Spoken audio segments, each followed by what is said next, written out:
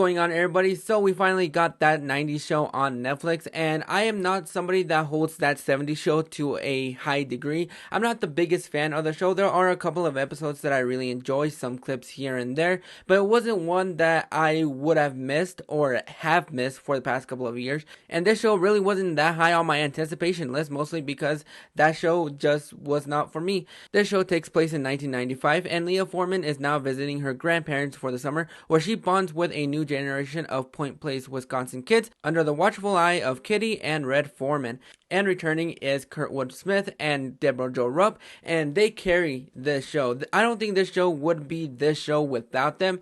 And every single time that they are on screen, they hold a candle to it, and they are just a lot of fun to see. The new cast that we have here is Leah Foreman, Gwen Runk, Jay Kelso, Ozzy, Nikki, and Nate, and I think for the most part they had a fun chemistry with one another. It took me a while for me to get into the show, mostly because a lot of the humor in the first couple of episodes were just awful, and it was hard for me to get a laugh out of them.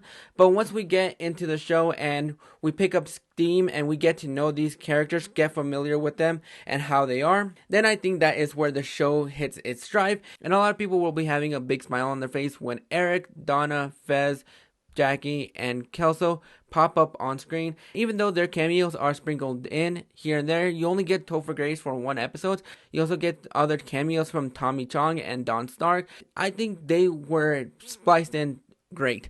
They were in there here and there. They didn't take away from the show, and it wasn't heavily relied on their cameos, which I really enjoyed. But this show hits its stride towards the last half of the season, mostly because you are already invested in these characters. You really enjoyed their presence and their communication, although a lot of the humor in the show really does take a hit here and there. Most of the time, it got a chuckle out of me, and I really had a lot of enjoyment with the show, mostly that last half. If you're a fan of that 70s show, you're going to be hit with a lot of nostalgia when it comes to this show, mostly seeing the basement and the cameos from everybody that you know and love.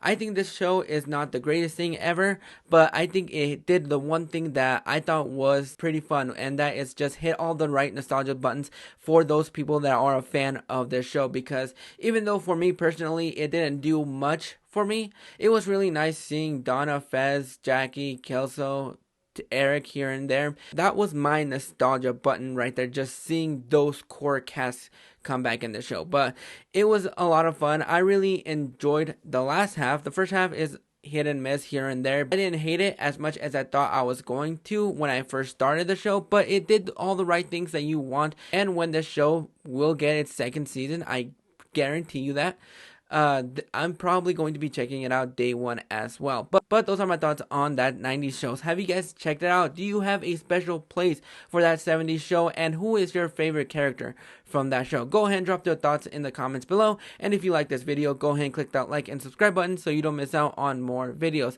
Click that bell notification so you get notified every single time that a video pops up, just to see what this Dingleberry has to say. And I'll catch you guys on the flip side.